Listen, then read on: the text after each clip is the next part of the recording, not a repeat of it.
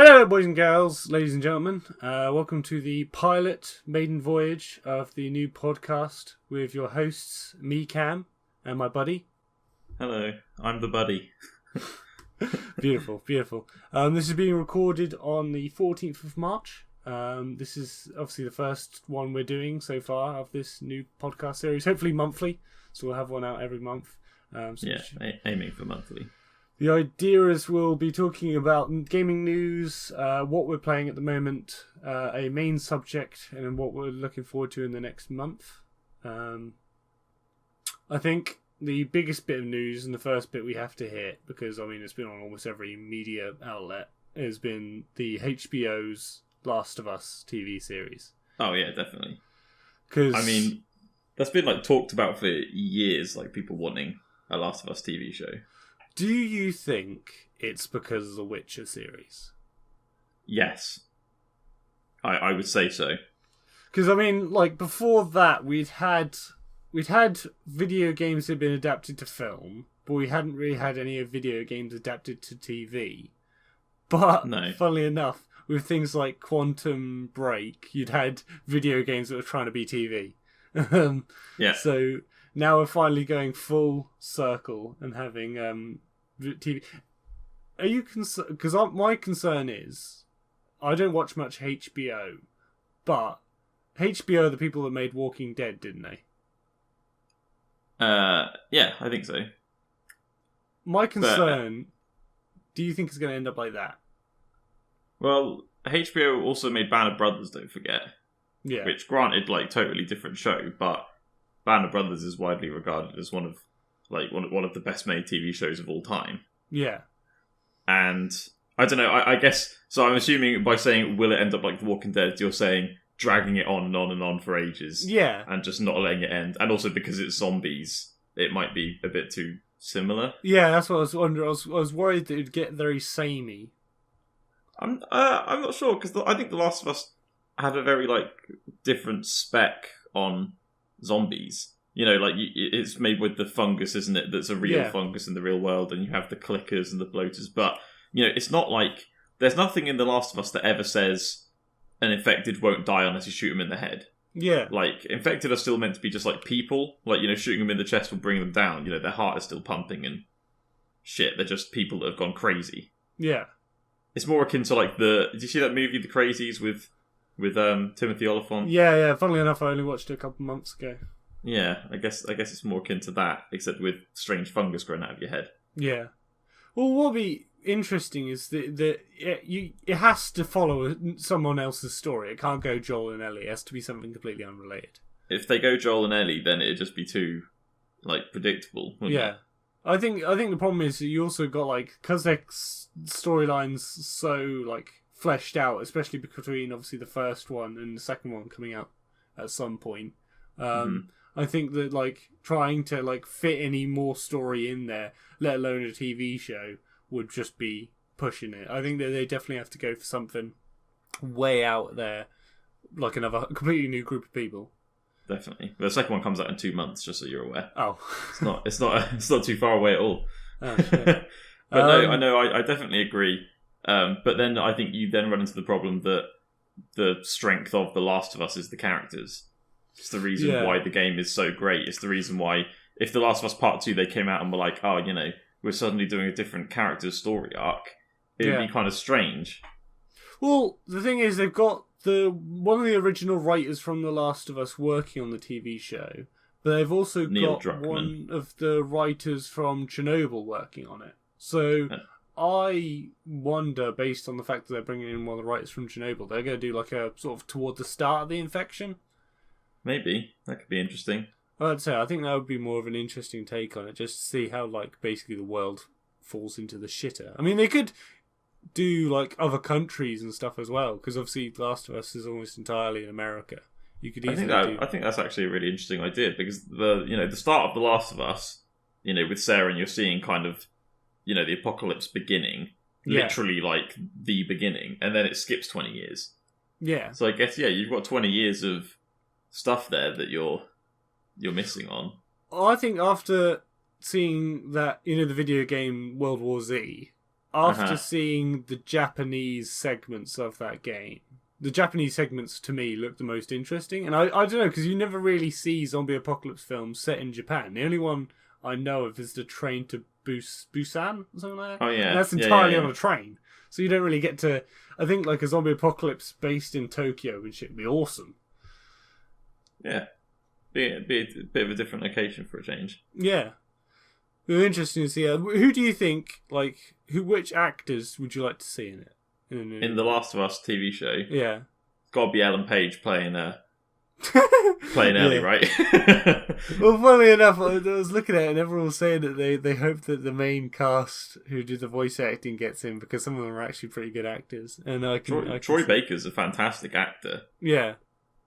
And has Ashley Johnson... I don't think Troy Baker's actually done acting, but I saw him doing the set work when they were doing the motion capture. Yeah, let's say motion capture work they did was really good. Yeah, the scene with Sarah at the start when, spoilers, but the game did come out 7 years ago now. The start when Sarah dies. Yeah. Troy Baker's performance when he was filming that is incredible. Yeah. But again, if we're saying they're going with different characters, then you wouldn't have any of the game's cast, would you? I suppose that's true. Or they could just do them as different characters. I suppose it'd be a bit weird though, because when you're just hey, this guy's Dave. He sounds a lot like Joel. Well, interesting thought, I think, maybe, is actually, if they wanted to do it, as they're using Neil Druckmann, I assume it'll be canon to the Last of Us universe, so maybe do it about Joel's brother, Tommy. Yeah. Because Tommy is a character that I always thought was really interesting, but you didn't really see enough of him. Yeah, well, obviously, one of the things I saw was, obviously, they didn't really explain why Tommy and Joel fell out, really, so it'd be interesting to see why it's assumed that it's because Tommy joined the Fireflies, and Joel was never really on board with the Fireflies. But even then, you don't really know a lot about their past. Also, Joel says at some point in the game that he was on both sides of the bandit ambush, saying that at some point probably him and Tommy were pretty rude dudes. Yeah. Well, I mean, obviously, with the whole apocalypse, I imagine morals slip slightly. Oh, definitely. Got to do what you got to do to survive. Well, Joel he's a survivor. Talking about Last of Us and doing what you have to do, obviously you must have seen in the news recently about all the crunches that are going on in game companies at the moment. I haven't really read a whole lot, but I know it's going on. Wasn't it only a few months ago Blizzard got rid of a load of people? Yeah. Well, I know that because from what I've read, it's happening a lot on Naughty Dog. It also happened apparently on Cyberpunk as well, where I didn't realise this, what the term crunch was. I had to look it up. But apparently it's where they work the people so hard that they just really long hours and not really much rest and breaks and stuff. I thought you meant crunch as in getting rid of employees. Yeah, it does sound a little bit like redundancy, but well, it's funny you mentioned that because there's a website that people use to write reviews of the companies they work for. Yeah. And all sorts of people use this, teachers use this for schools, and it's been shown that people from game companies do it as well. Yeah. And game companies like Ubisoft and Bethesda actually have quite high ratings in it. I think Ubisoft has a 4.8 out of 5 average rating. So, CD Projekt Red's, which, Game of the Year, Witcher, they've made some... Cyberpunk is, hoping to be one of the greatest games. Their aggregated score is 3.2, and they have a lot of negative reviews of their workers saying that they are work to shit. Yeah. Some people work in 16-hour shifts and stuff. Yeah. Yeah, so obviously with Naughty Dog and both CD Projekt Red both having these accusations against them at the moment, it's just... Obviously, it's a little bit disheartening, because now I feel really bad, because when I play this game, and I'm like, wow, this game is incredible. I feel meanwhile, the slave labour in the background. Yeah, paying them a pittance. Yeah. I feel I guess, I don't know, could you argue maybe, what would be the way to describe it? They're setting their release dates maybe too early. Yeah, I think what they need to do is obviously they need to, either get more staff or set back these. I think the easiest thing to do would just be set back these wait times, because I'm sure that fans that are so hardcore fans of Last of Us and Uncharted and things like that, I'm sure they wouldn't mind waiting a little bit longer if it meant that the staff weren't literally working themselves to death.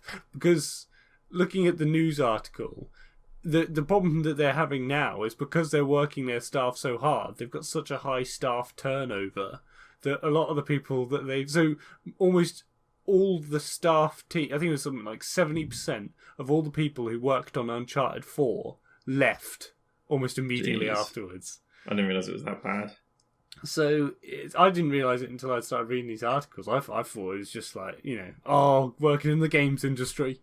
That's pretty bad. 70%. Yeah, and it's just like, obviously these guys have got like a load of money, but people are saying that they haven't got the best people anymore because of the fact that the best people have just got sick and left. I never have a problem with waiting as long as I need so that the company making the game can make it perfect. Maybe people are like, I don't know, when companies set these trailers, these reveal trailers for games, and then you kind of have this expectation now that when a game gets announced, it's going to be coming out like within the next 2 years. Yeah. Then you think Cyberpunk's original reveal trailer was 2013. That was 7 years ago. That was a tease and a half, that was. And it's 7 years on. Release date is this year. Already been pushed back. The original release date was April. Yeah. Now it's September. Even The Last of Us did get pushed back slightly. It was meant to be coming out in February, and then I remember it was funny. We got the announcement that it was coming out in February, and then I'm pretty sure it was like a week later it got postponed to May after they'd done all these reveal billboards that had the February date on it. Yeah. Whoops, bit of a waste of money there. Yeah, so I don't know, maybe they are just getting pressure from the high ups and stuff. But I'm sure they must realise that they can't just keep slave labouring people and expect them to do alright. Definitely not, but it happens in every industry. It's not just the gaming industry, is it? I think obviously I've lucked out because I've got I work for local government, so they can't really get away with that sort of stuff. But meanwhile, obviously in the private sector, I imagine it can be pretty rough at times. Yeah, lots of jobs people get laid off, but then they can't. It's not like the workload goes down, does it? No, I suppose not. It is one of those things where obviously when we were younger, we were like, oh yeah, I'd love to work in gaming. But then now as I'm older and I'm looking at these articles, I'm like, I'm glad I didn't get into working in gaming. Yeah. Kind of lucked out on that one. Definitely not. Next thing I just want to talk about is Half-Life Alyx, the new VR game coming out. I haven't actually seen a massive amount of it. I watched the trailer. Yeah. When they first released it, and from what I can remember from the trailer, oh my god, it looked amazing. Well, I'd say it looks like visually stunning, but I watched the gameplay trailer and it looks good, but funnily enough, it doesn't. As someone who's played a lot of VR games, obviously you and me both have VR, and we've played a bit. I've spent months on it. Yeah, you played a lot more than me. Yeah, I played a lot. So much so that I started having withdrawal symptoms from VR. I was going to say that it's good, but compared to some other VR titles from even indie studios, it's actually not the monumental leap I was expecting. The thing I thought looked cool from it was the prop physics, in classic Valve fashion. It looked like it had really cool prop physics from the reveal trailer. Yeah. Well, I mean, there's other games that the recent Boneworks game that had really good physics engines in it as well. So, yeah. But I mean, obviously it's Half-Life, so I mean, I'm gonna possibly divide the room here, but I wasn't a massive. I like the Half-Life series. Don't get me wrong, but I think it doesn't grab me as much as some other game series do. But I think that I will admit that the story for Half-Life is an interesting one. So that's it. Half the viewing base is gone. That's half of them just that's it. left. 50% gone. Right then. No, to be honest, I actually kind of agree. I think that, bear in mind, I only played Half-Life for the first time a few months ago. Yeah. I think I can definitely tell that when it came out, it must have been a pretty groundbreaking game. Yeah. And I heard that the multiplayer was pretty groundbreaking as well. Well, but I mean, it doesn't hold up an insane amount today. I would say weird because obviously you and me both came into the Valve formula through TF2 and things like that, and Yep. like Gmod, and then when you like go back and look at the original Half-Life and Half-Life 2, you just can't get Gmod and stuff out of your head. When I'm playing it through the game, I'm just like, oh, I'll just quickly change my skin to Django Fett. Oh wait, I can't because I'm playing the campaign. It's kind of it's that kind of gaming adage where take Witcher for example. Okay, I played Witcher in order. You know, I played Witcher 1 when it came out. I played Witcher 2 when it came out. I played Witcher 3 when it came out. People who just went in on Witcher 3 and played the whole game. You know, they did the whole of Witcher 3 and then they were like, oh, maybe I should try the other games. They probably went to Witcher 1 and maybe even Witcher 2 and thought, what the hell is this? This is garbage. Yeah. Whereas for someone who, you know, played it on release, and like you've played through, have you done all of Witcher 1 now? I've almost got through all of Witcher 1. Have you played any of 2? Well, that's the thing. I've played because what it was is I played 1 and 2 around my granddad's when I was younger, but like literally for like 10 minutes, 15 minutes, like segments. And I would just like load up his save he had at the time and then play for a little bit and then get off. Right, yeah. So like I have bits and pieces of them. I think I played through the first like segment of The Witcher 2 and I think a couple of other bits, but I don't really remember them that well. But I did, as you said, I went through Witcher 3 and now I'm going back to... Oh, I didn't actually complete Witcher 3. I got to almost to the end of Witcher 3 and then decided to go back and do 1. So now I'm working my way through 1. And yeah, that was very jarring going from like fully fleshed out modern RPG to, oh, let's click a mouse to control everything. Yeah. It was very jarring. It's the same with it, like most games in gaming, though, isn't it? Yeah, when you go back. So, like, I was gonna like wait until we get to the segment where we talk about what games we're playing at the moment, but I might as well bring it up now because it's relevant. But I'm now playing my way through GTA 4. I never did GTA 4 when it first came out. All right. I was introduced into GTA mainly through 5. So going back and playing 4 now on my PC all the way through, I realise how dog shite the controls are for GTA 4's driving compared to everything else. It's so bad. On a scale of if the scale is 1 to 10, on a scale of Ghost Recon Wildlands to Project Cars, how bad is the driving? I would say a 3. Okay, it's pretty so it's bad. better than Wildlands. It's slightly better than Wildlands, but not really. Because Wildlands driving, we both agree, was janky as fuck. The car destruction mechanics, brilliant. Yeah. The actual driving, horrible. Well, I mean, you could argue that the reason behind that was because it was Bolivian mud roads. Maybe that's the reason why all the cars seem like they're in a fucking deja vu music video where you're just drifting everywhere. Yeah. But no, I mean... how is GTA 4 going then, apart from terrible car controls? Because you know me, I've never been a GTA person. I literally only play GTA 5 to play online with you guys. That's it.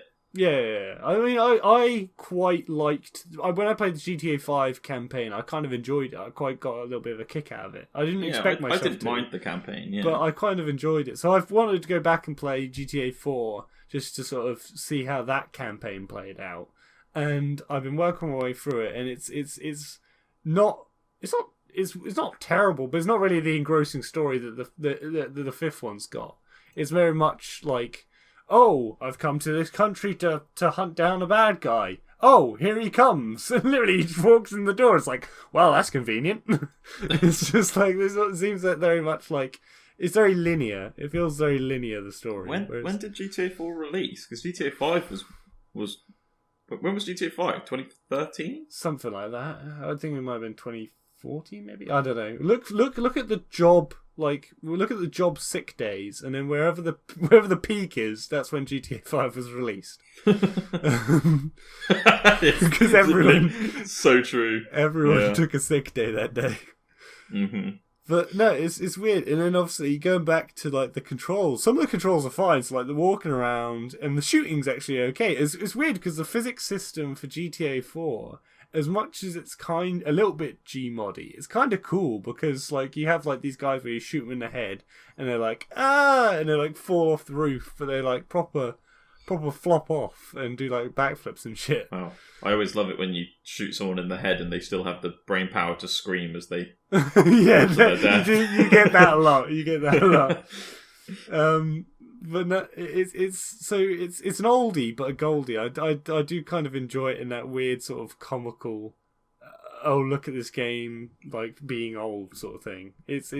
I wouldn't say like it's a revolutionary development. It was at the time, but obviously now when you look back at it, you know you're gonna point out a lot of flaws. But I would say if you've got some time to kill and you quite like just being a ruthless murderer. Literally, like in some of the GTA 5's like missions, you have like variations. Like maybe you steal something, maybe you do this or do that. GTA 4 is just kill, kill, kill, kill, kill. I've not had a single mission where I haven't murdered someone in cold blood. It's that kind of crime game. Yeah, you're literally just a hitman throughout the entire game. Why not? Why not, if that's what you enjoy? Well, I mean, why call it GTA if you're just going to murder everyone? You might as well grand homicide or something. Just grand homicide auto, because you killed them all with automobiles. So it doesn't have quite the same ring to it, though. But no, I think getting back to the original point, kind of a bit of a tangent. I think I definitely will pick it up, though. Like, regardless, I'm still going to buy that game. I would like to. I would probably wait and see how you find it. And then I would probably get it based off what you tell me. I just realised, what if it's for HTC Vive only and not Oculus?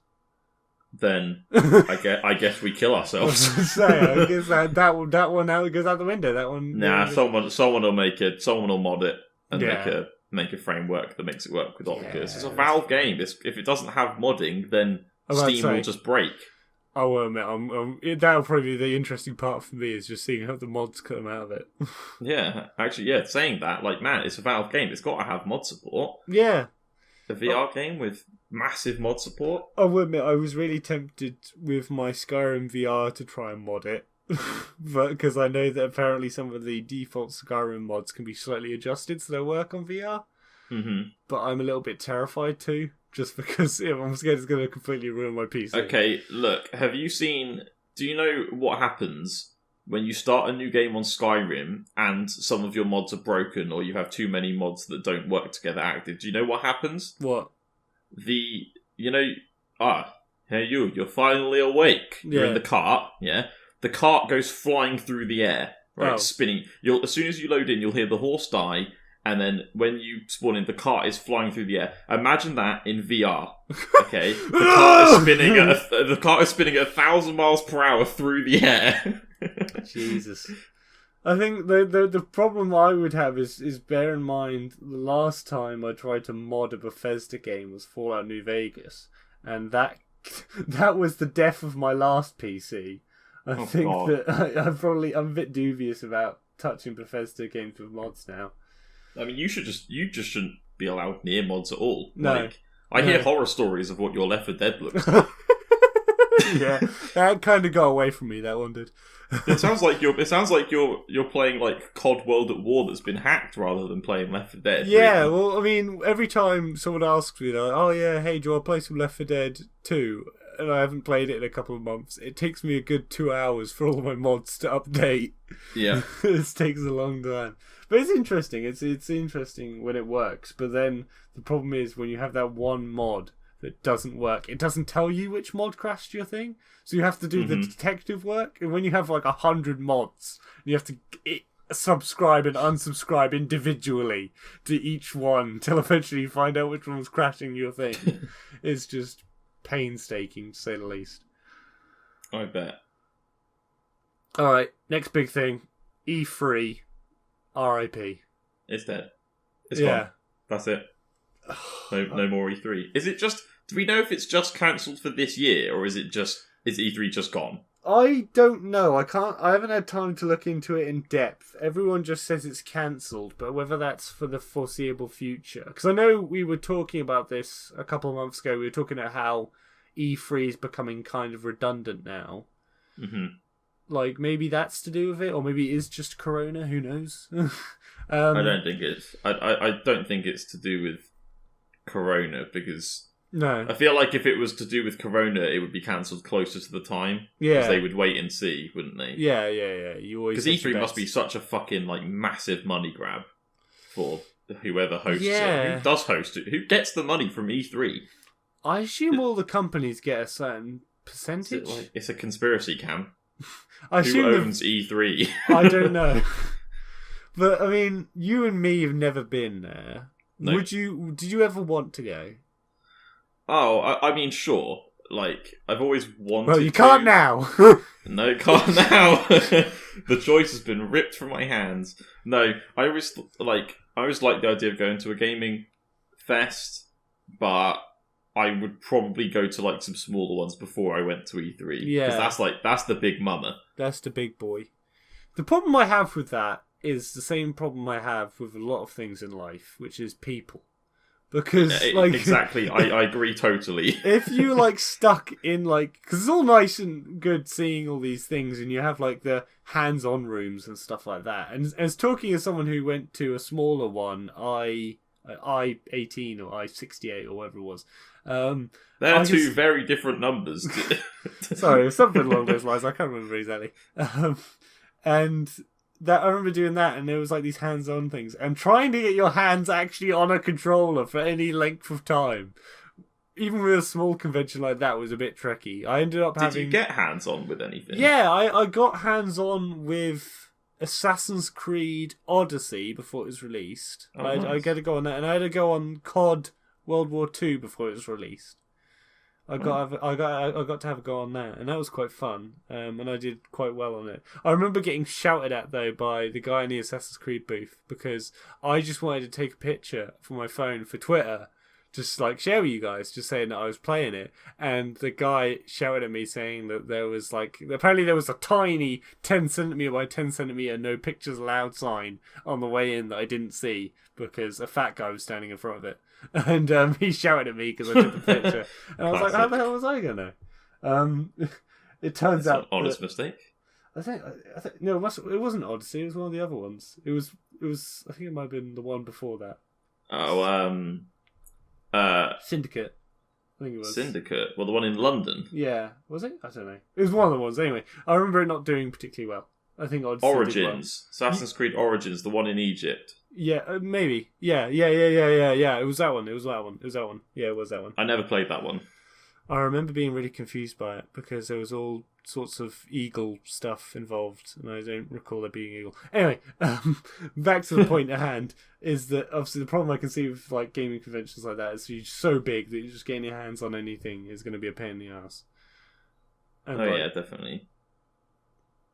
Plus, Sony dropped out of E3 like last year, didn't they? Yeah, let's say the E3 is literally hemorrhaging people at the moment. They just can't keep them in, really. I read something that was talking about there's kind of like more of an emphasis being put on like company-owned kind of conventions now. Yeah. So like Sony do a convention just for Sony things, Bethesda do their own convention. And I guess it kind of works out because the only people that are going to turn up is going to be people that's genuinely interested in their games. Whereas E3, you might go just for one company, and then the rest of it you're just like, I just can't be bothered. That's it. I might as well walk in here, get my money's worth. Because you don't watch when most of us watch the live streams for E3 at least. Yeah. Try and catch them, but we never look at it and go, oh, I want to catch all of the press conferences. You just say, oh, I want to catch, like, if Sony were there, I'd catch the Sony one. Yeah. I'd maybe catch the Bethesda one just so I can laugh at Todd Howard some more. Yeah, that's true. And watch everyone in the crowd be like, oh, Bethesda, your games are so amazing. And just wonder what lab did Bethesda grow these people in that they then bought tickets for. I would just sit there and like hug all the Anthem guys. Poor bastards. I'm so sorry. I really wanted that game to do well. they're working on like a complete overhaul to the game. You might as well just release a new game, mate. Scrap it and go. They might as well just release a new game. They cancelled the roadmap 3 weeks after release. What a fucking rip. What a joke. Yeah. It really do. I couldn't believe it did that badly. Yeah, that's so poor. I quite enjoyed it. I enjoyed it. Yeah, we enjoyed it. I genuinely would still play it now, but there's just no content. No. I'm not doing the same raid for the 1,000,000th time. Yeah. Yeah. And I get the masterworked items dropped, and literally, I think I had 4 masterworked items drops in the times I played it, and it was literally the same fucking gun every time. Can you not sell them or like trade them or anything? You could like break them down to get the masterwork, like item that you can then build other masterwork items for. Yeah. But you can't build items unless you've already found them, and then you build them with different properties. So I could make the same gun again, but with different properties. Oh, that's tragic. That is. Yeah, I know. Classic loot grinders. To raise your spirits, you've obviously want to talk about this. Horizon Zero Dawn coming to PC. Mm-hmm. The age of exclusives is over, Cam. Much like E3. Yeah. Exclusivity. Well, no, exclusivity is dead. I think Sony are now clearly getting on board with the idea of having a game that comes out on PlayStation, and then in the future, whether it be a year or 2 years or maybe even a few months, have it release on PC. Yeah. And it's, in my opinion, a brilliant thing. I think it's going to be good because there's quite a few Sony properties that I really like that I really want to come to PC, because it would mean that I can stop having to buy all these consoles to play the games that I really like. Yeah. But I mean, I'm still going to buy PS5 regardless. Yeah. Most likely. I have a feeling I probably will as well, but let's try and look on the optimistic money-saving side and say maybe It was a bit out of the blue that Horizon coming to PC. Oh, well, I know it was being talked about for a few months before. Like, they started talking about it in January because some guy who is apparently a really reliable source when it comes to this stuff said that it was going to happen. Yeah. And then Guerrilla came out and confirmed it last week.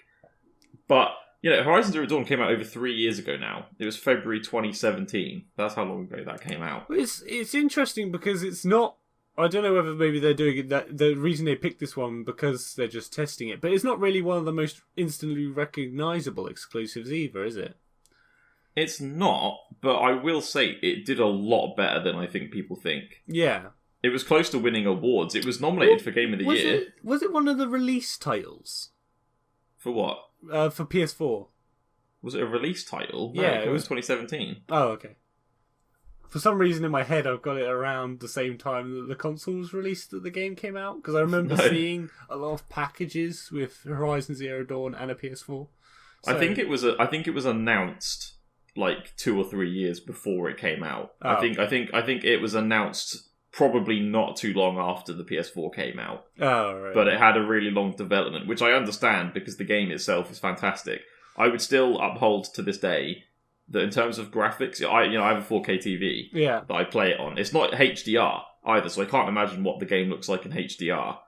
But it's a 4K TV, and it's one of the best looking games graphically that I've ever seen. I will admit, it's one of those games that I haven't had a try to go on it yet, so I can't really judge. But looking at it, it's one of the best ones. If I was gonna sit there and watch someone else play a game, I'd probably choose that just because of the fact that seeing a ginger lady do a backflip and shoot a robot T-Rex in the eye with a lightning arrow from a bow and arrow is just badass.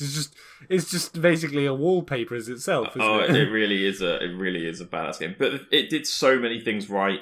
Like, the gameplay feels amazing. There's so many varieties of these like robot dinosaurs and animals that actually all have purposes. They're not just there for the sake of being a thing. Like, most of them have a purpose. The story is fantastic. The side quests are, it's a classic like RPG. Some of the side quests are kind of strange. Some of them are kind of interesting. It's like Witcher saving the old woman's pan. Me pan! Did they need to put that quest in? No. Are we glad they did? Yes. Yes. We all loved that quest. It helps ground the storyline. It does. Some person's whole family has been murdered by robots and needs you to go and save them. Another person, like, oh no, I dropped my precious stone down this cliff. You go get it? And I'm like, okay, you could just walk down there yourself. Oh no, I can't. My legs don't work anymore. Yeah, that's lazy okay, NPCs. I'm sorry. So, do you think that the specs for it are going to be like rough, or do you think they'll be all right? This is the thing I'm worried. I'm worried about. I'm not. I don't know how well optimized it's going to be. But a thing I did mention, I was talking to Max about this, because obviously Max, our friend, is super interested in it. Yeah. Because that's, like, when that game got announced on PS4 and he didn't have one, he probably cried himself to sleep for a week. Yeah.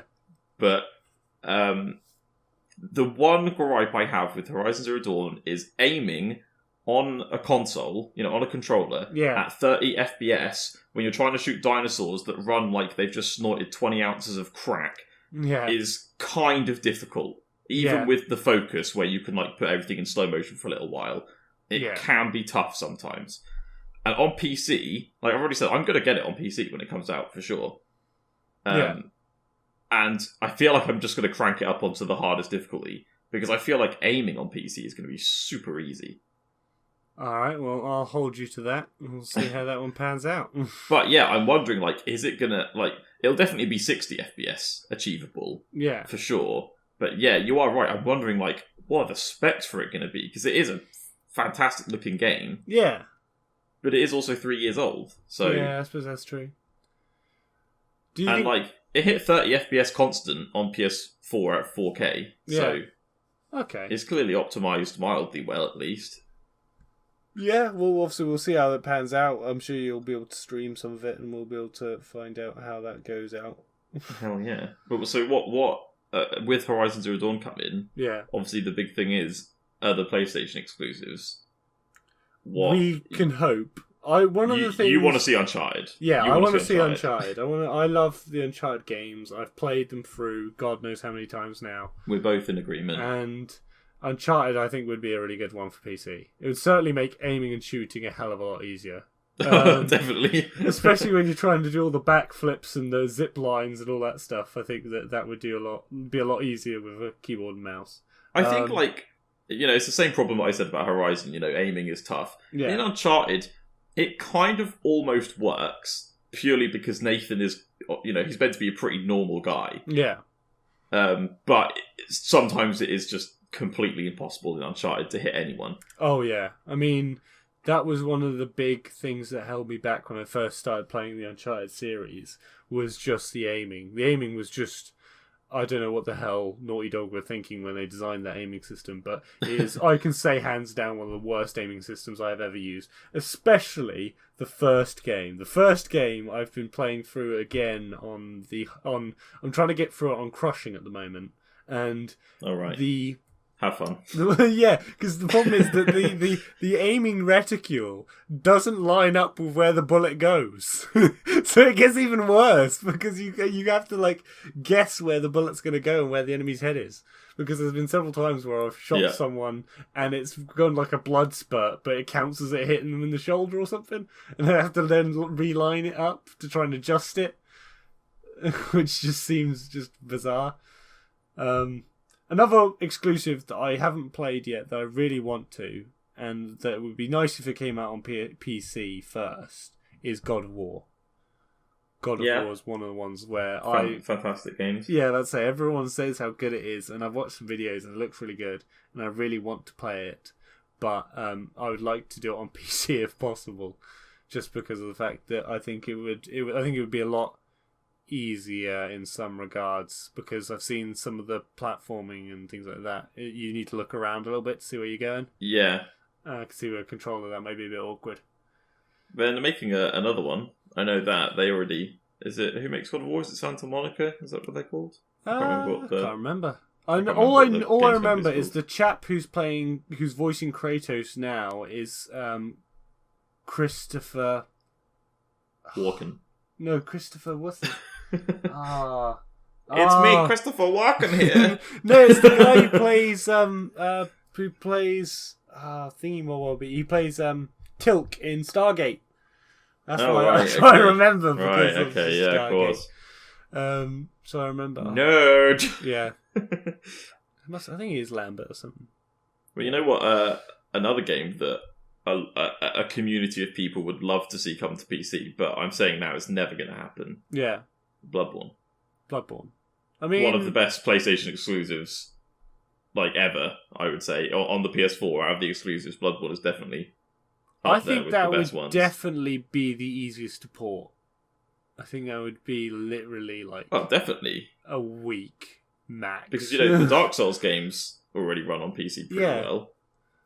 So, I mean, yeah, I don't think it'd take very long at all. And I think that's a good point. Is Sekiro? Yeah. Because when they first announced Sekiro, we thought that they were making Sekiro on the Demon Souls IP. The reason why Bloodborne is PlayStation exclusive is because it's on the Demon Souls IP and Sony owned the IP. Yeah. But we thought Sekiro was being made on the Demon Souls IP because it was called Project, I can't remember, Shadow or something, which we thought was going to be Bloodborne 2, wasn't it? It was Sekiro. Yeah. But Sekiro isn't a PlayStation exclusive. No, it's not at all. Which is a bit weird, yeah. Yeah. Now you mention it, it is a little bit weird that they did that. Because Dark Souls 1, 2, and 3 are obviously all on PC and Xbox and PlayStation. In fact, they're more so made for Xbox because PC has the Xbox prompts and whatnot. Yeah. They basically tell you from the start of Dark Souls, if you're using a keyboard and mouse, you might as well just throw your PC out of your window. Yeah, they do recommend controllers, and I will admit, through our gameplay we've done, I highly recommend doing controllers a lot better than the one time. I'm envisioning people trying to play Bloodborne on a keyboard and mouse. Jesus Christ. You know someone's going to do it, the absolute mad lad. Oh, definitely. With their feet. I was about to say, everyone's coming up with, like, really weird, like, challenges to do for these games, don't they? They always have, like... Hell yeah. I'm going to do the whole thing, like, constantly zoomed in or something like that. Bloodborne speedrun on a Guitar Hero drum set. I can believe that. But I'm only allowed to use the drumsticks with my feet. I know someone... You showed me that video of the chap who did Siege competitive with a fucking bongo drum, didn't you? Oh, Basically Homeless. Yeah. For anyone who doesn't watch Basically Homeless, you have to watch him if you enjoy Rainbow Six Siege. He's just the stuff he does is crazy. He's playing Siege with all of these crazy... Like, he does, like, playing Siege with, like, a Guitar Hero controller. He's the god of peripherals. He is. He set up 5 PCs in one room and played as a whole competitive team. Yeah. Using, like, one keyboard and mouse. That's like the same spirit of that guy who did Overwatch Doomfist with an actual boxing glove. Did you see what happened to Basically Homeless? No. Ubisoft wanted to do a sponsored video with Basically Homeless, right, for Ella's Elite launch. Yeah. Okay. And they flew him out and everything. It was like a third company that was sponsoring it, but Ubisoft flew him out and everything. And he said to the directors of this thing, he was like, you do know, like, what my videos are, right? Because bear in mind, he spent, like, 8 months trying to get banned from Siege. Yeah. And he has, like, 12 different accounts, 6 of them have been banned, blah, blah, blah. And they're like, yeah, no, it's cool. And then he said while they were filming this thing, he saw, like, the directors, like, watching his videos in the background, and they instantly started, like, changing the script and cutting load of his script and stuff, because they clearly realised, actually, maybe this is someone that we shouldn't have been doing this with in the first place. And then he had his girlfriend come set up as, I think she's his wife now, had him dressed as the Ella Elite, right? And she was going to play. And they'd set it, Ella's charisma mines in the game. Yeah. They'd set up that as a controller. Okay. When she stepped up to play, his account got banned by BattlEye. Yeah. While they were filming this thing, and him and the cameraman were just laughing their heads off. And then they got a new account on, but then the third party pulled out of the sponsorship. Ubisoft pulled the plug. Yeah. You'd think they'd have done their research on this guy. They're just like, oh wow, it's a big Siege YouTuber with a few 100,000 subscribers. Let's sponsor him to do a video. Yeah, I will admit, some gaming companies, they just kind of sort of throw themselves in. They don't really do much research. Like, one of the things that baffles me the most is Siege's addiction to bringing rappers into their gameplay stuff. So, obviously, I mean, I think it's just a Ubisoft thing, because they also did it with Breakpoint. They brought Lil Wayne in on the Breakpoint cinematic trailer. And I was just like, what? Why? Why are you doing this? And then they had that big, like competitive like siege thing, and they had like little Yachty versus like T-Pain or something like that, and it was just like, what? How do rappers fit into this at all? It's just weird. It's like it's Ubisoft trying to appeal to the younger audience that actually aren't old enough to play their games legally. Well, it just seems weird. It's like Ferrari being like, we've got Bob Ross to test our new car. It's like, why? Did they get Idris Elba to do one of the trailers for Siege as well, or was that Call of Duty? I can't remember. I can't remember. I know Idris Elba's been in one game before. He did it. He did like a voiceover for a game, but I can't remember. I know Chris Evans did a thing for Call of Duty. It was weird because it wasn't an American Call of Duty thing. He did a live action trailer for the Asian Call of Duty on mobile. And right. I remember finding it somehow in like a YouTube slogfest. And it was actually really good. But it was weird because of the fact that obviously Chris Evans is a big star in America. But in Asia, I don't know. Is he? Isn't he? Oh yeah, sure. They love their Marvel stuff over there, don't they? Yeah. So it just seemed a weird choice for them to put him in there for some reason. But it's still Chris cool. Evans goes over to Asia and they were like, "Oh, it's the Human Torch." That would be golden. That's what we all remember him for, isn't it? Yeah, it is really weird though. Like going back and watching Marvel films and just seeing the repeat actors come back again. You're like, what? Mm. Yeah, it's a little bit strange, isn't it? Is there anything else in the news that you've seen that you'd like to discuss? Because I think I've run out of things that's happened recently. I don't think so. We've got the We've got the big one. No, that doesn't count as news. That counts as what we're looking forward to, I guess, coming up. Well, while we're here doing things we're looking forward to, we might as well hit the other one, shouldn't we? I mean, the big one I'm looking forward to anyway is Doom Eternal. That is, I've already listened to the soundtrack twice. Oh yeah, now. of course. And because Doom games now have become not just a gaming thing; they've become a music event as well. Yeah, they've used it's what I'd call the Hotline Miami effect. Yeah.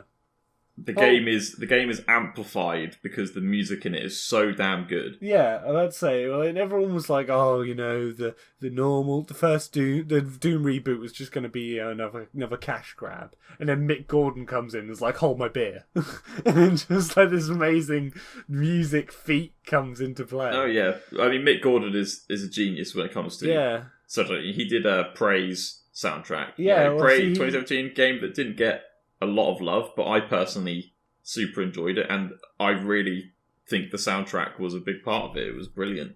Well, I really liked his work on the Wolfenstein soundtracks as well. His collaboration with that chap for the Partisan in New Blood was one of my favourite pieces of music of all time, let alone in video games.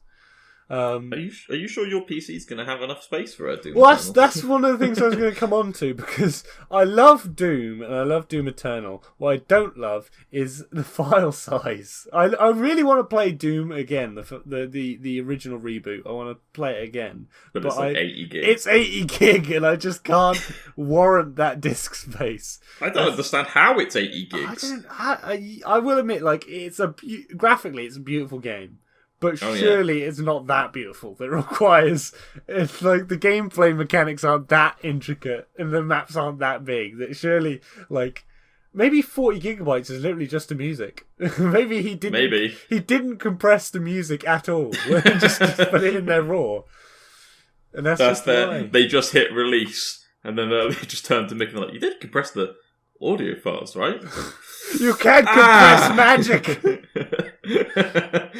Yeah, so I mean, obviously, Doom Eternal is going to be bigger, badder, better. So, is the file size literally going to? I'm going to have to buy another hard drive just 160 gigs, double the fun, double the size. If it is double the size, I'm going to cry. I mean, it's bad enough modern games now are getting so big file size wise. I'm just scared. I'm scared to how big they're going to get.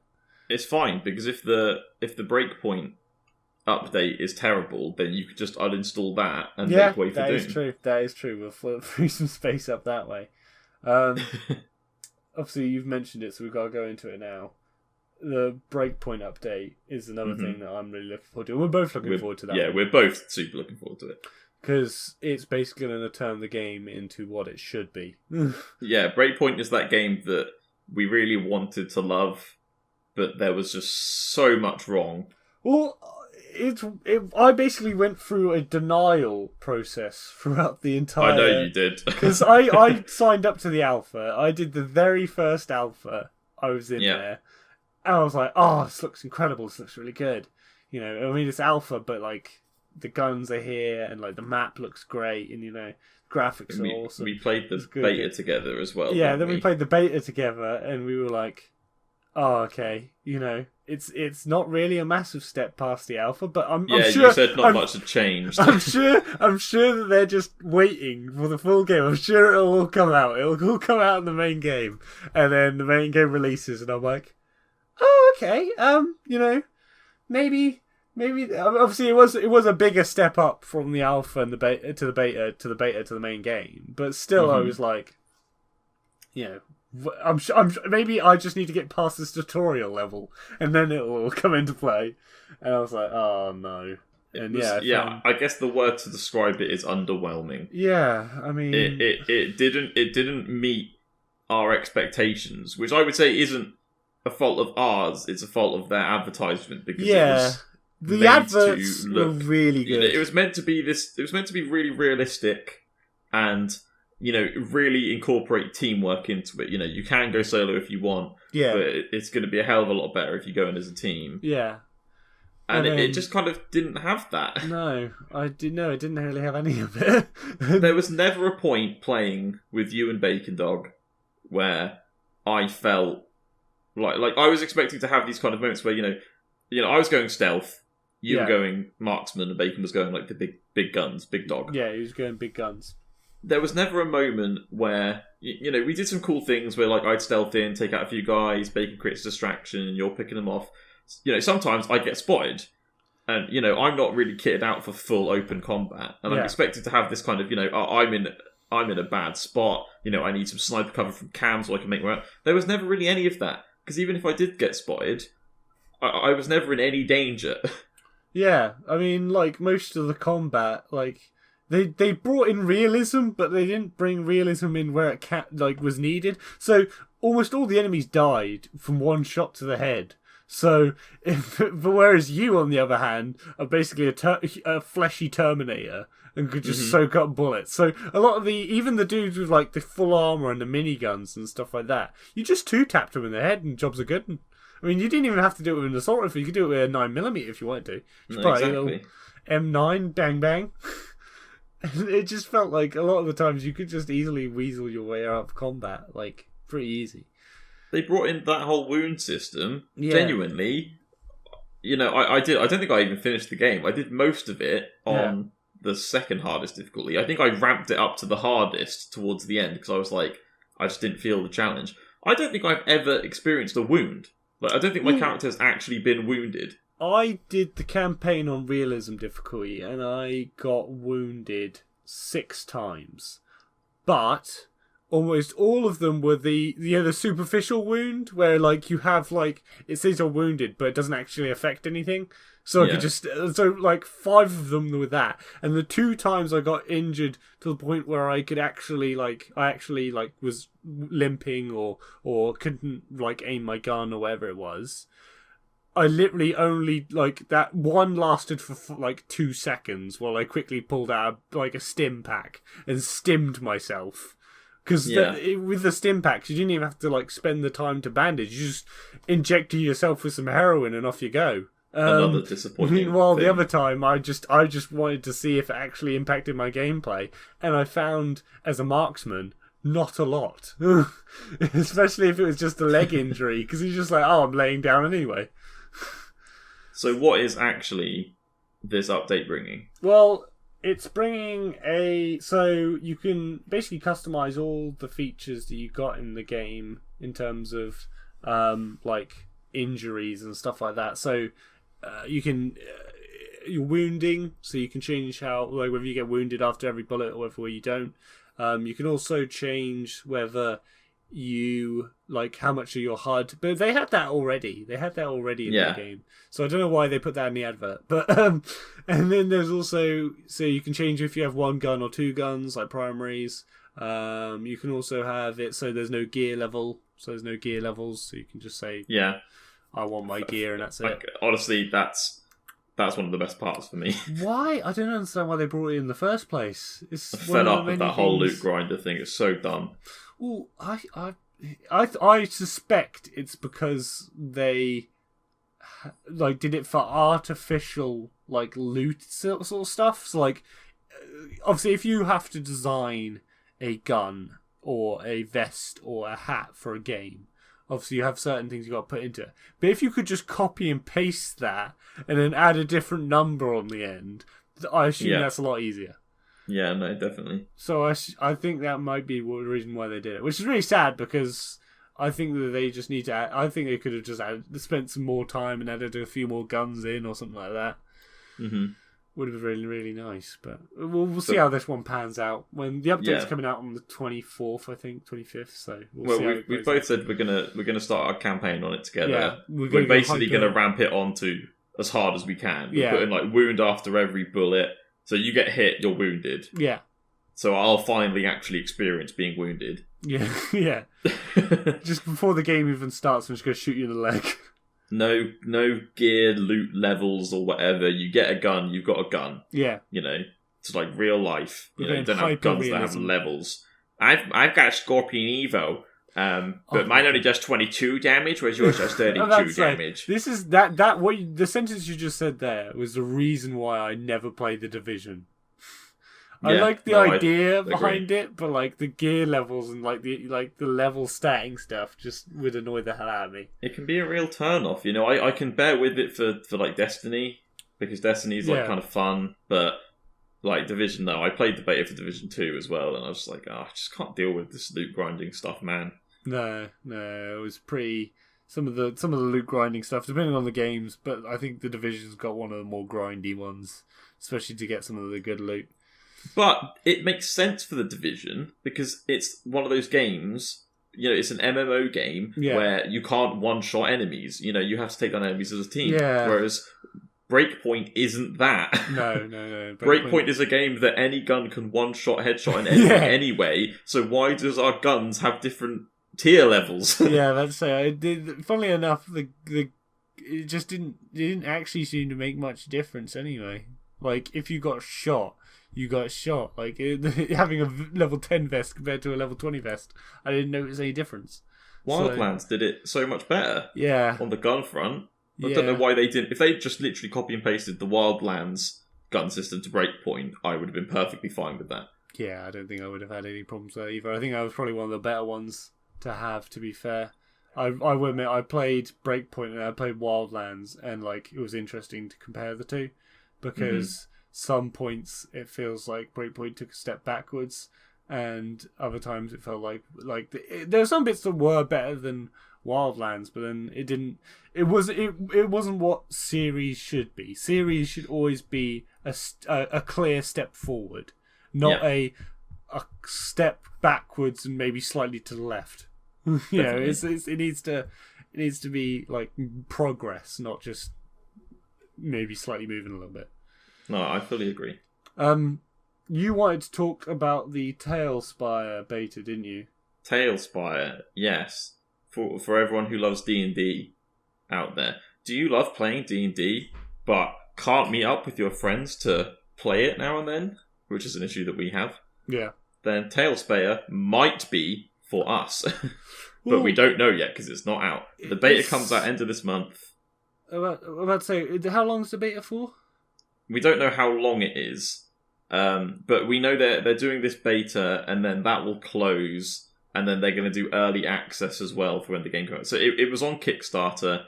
I think you can still late pledge it now. I think you can late pledge up until the beta comes out and then the kickstarting for it ends. The late pledging ends. Yeah. But it's literally just a game that will allow you to play D&D with your buddies. A whole like building system where you can build a whole world, and if you go on their Kickstarter page, you can check out some of the videos they've done. Yeah. And it's unbelievable some of the stuff you could build. Bear in mind, they showed a video clip of a tower that they'd built, and this thing was like 100 levels high. I think they said at the moment, I was expecting it to be kind of like Divinity GM mode, where you kind of make lots of little maps, and then you have to load into the next map and whatnot. Yeah. But no, I'm sure I read something that said that at the moment, the map size is like 30k wide by like 10k up, but they're working on making it bigger. I was like, what? And bear in mind, this is 3 guys making this. Yeah. As well. It's going to take a lot of time building all these maps. Oh, it'll sure take a lot of time, but to be able to play D&D with your friends, over Discord with an actual visual representation, which is very hard to build, because there are some games out there that have done it, but nothing to the likes of what this has, because it's got a whole model editor, so kind of like a Hero Forge styled model editor, so you can make your own models. Yeah.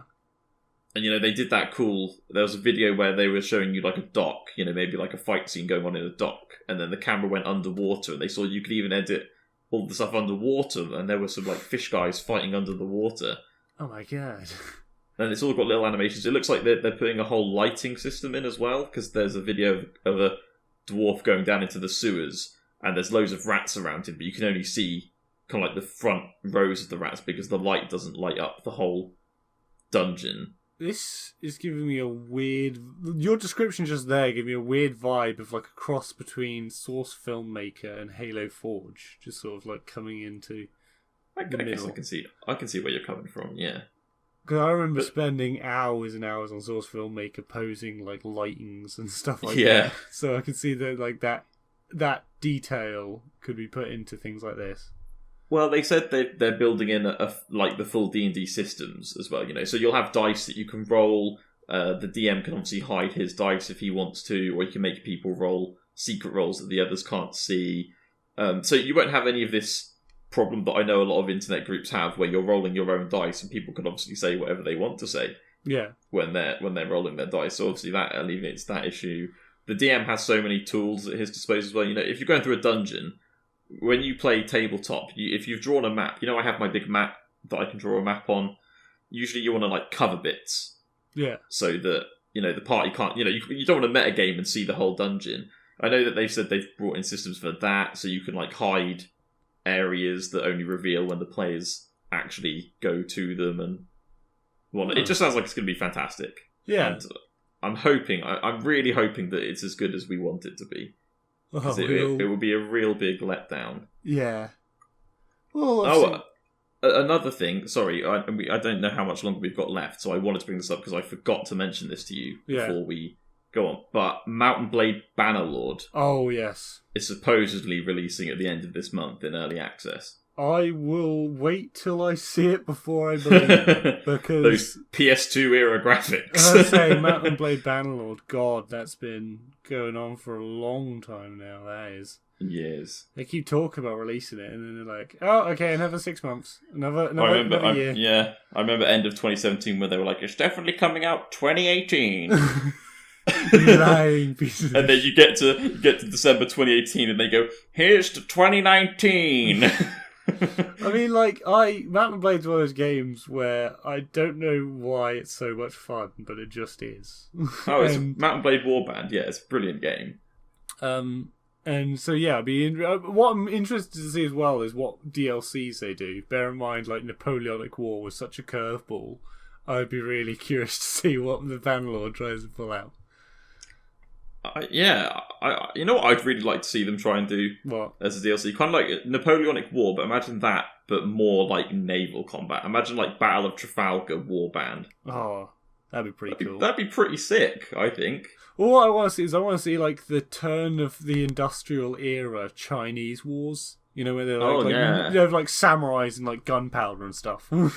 Yeah, that'd be cool. That'd be interesting. Well, even if they don't, someone will probably mod that. Oh, about to say we always have mods, and we'll always have Napoleonic War if it all goes south. I wouldn't mind a revamped Napoleonic War, because that's just always loads of fun.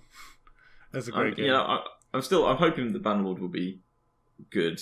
It's just having that problem that I think the Division had, where when it got announced, it looked amazing. Yeah. But it's years on now, Yeah. and we're looking at it and we're like, well, for today's standard, it doesn't really look that special anymore. No. In all fairness, looking back at Mount and Blade Warband when it actually was released, it still didn't look that great when it was actually released compared to other games of time. But like, I think it's more of the content that really pulls it through. Yeah, I'd compare it to Outward. Yeah. You know, Outward is definitely, when it came out, it was behind already on the graphical front, but he made up with it for some really like interesting and new gameplay. I don't think it's new, because Outward did a lot of things that I don't think many games had done before, and like especially with the magic, it had like a really cool outlook when it came to magic. Just for the audience at home, those of you that haven't played Outward, it's very much like it's kind of like Dark Souls, but if you like really drug it down into realism. Yeah, it's also like Dark Souls meets fantasy survival. Yeah, because you have all this like food and water and drinking and all sorts. You can get diseases, and you can get you have to look at your temperature. You have to wear the right clothing. Yeah, you can wear like heavy armor to protect yourself, but then you're going to be slower and you'll freeze in your armor. And yeah, I remember doing fat rolling a lot in that game. But it is a brilliant game when you get down to it, and it's that kind of thing of you literally start off as a grade A peasant with nothing to your name. Yeah. And then, you build up and become the hero that you were destined to become, probably. Probably, maybe. Who knows? Not Cameron, though. Cameron will just do what he does in Mount and Blade, where he just becomes a merchant, travelling between cities, robbing people of all they've got. I'll admit, at one point, we definitely have to do the podcast subject. Definitely has to be capitalism in video games at some point. But that's one for another time. But yeah, a little bit on a lot of RPG games, I do get kind of money hungry a little bit. But it's good that you have, Mount and Blade Warband. You have that choice. Yeah. Play it as a merchant. Yeah, you can really like go about it really however you like. I mean, I could play like Mount and Blade Warband and not get into a single fight just by like paying people off and stuff. It's definitely a sandbox experience. It's literally a game where they said, just do whatever you want. Yeah. And the game will, play around you. Everything is still going on. Kingdoms are at war and shit, but you don't have to get involved in that if you don't want to. No, you can just peddle your wares. I will admit, though, you got to make sure that you keep the promises that you promise people. Because one gameplay, I accidentally promised a king I'd back him up, and I realised I forgot that I was playing a merchant pacifist run. And he then came back with his army and was like, what the hell, bro? And I was like, well, I'm sorry, I had to get this sheepskin delivered to the Citadel. And he's just like, no, you're going to the prison. And I ended up having to run away for like I ended up going to the other country he was fighting because they're the only ones that wouldn't bully me. Yeah, so I think that's literally Mount and Blade for you. Yeah, so I think it'd be interesting to see, obviously, with these new games, the new games coming out, that sort of idea that you have this sort of open world, and if Bannerlord does that, I think it'll be a winner. Yeah, that sort of idea of exploration and open. But if it comes out this year, I'll be surprised. As long as they built on the Warband recipe, that's all that matters, really. Yeah, I think there are definitely they definitely need to sort out the archery and stuff like that, because that was absolute like garbo. That archery, definitely. It was probably one of the worst archery things I've had in any game ever, especially throwing. I will say, from the original gameplay trailer, it doesn't look like they changed it. No, I watched some gameplay videos and I did not think that it was going to be much better. But so we've got 10 minutes left. I'm just going to quickly bring this up just because you asked me about it, and I'm going to let you talk about this for the last 10 minutes. Resident Evil 3. Oh yeah, you want to talk about that? Yeah. That's probably the thing I'm looking forward to most in like the next few weeks, the next like month of games coming out. Because I love the Resident Evil series, and Resident Evil 2 Remake was such a you can't deny it was a success. Oh it yeah, really definitely. like blew people away. Everyone was like, "Wow, they really did a great job with this." And then they revealed Resident Evil 3 Remake, and I would debatably say that Resident Evil 3 is I'd say it's the best one out of all of the Resident Evil games. And my reasoning for that is because Resident Evil 2, let's take as an example, is kind of the full horror experience of Resident Evil. It's not really an action game. You don't have the ammo to play it as an action game. No. It's more a horror survival.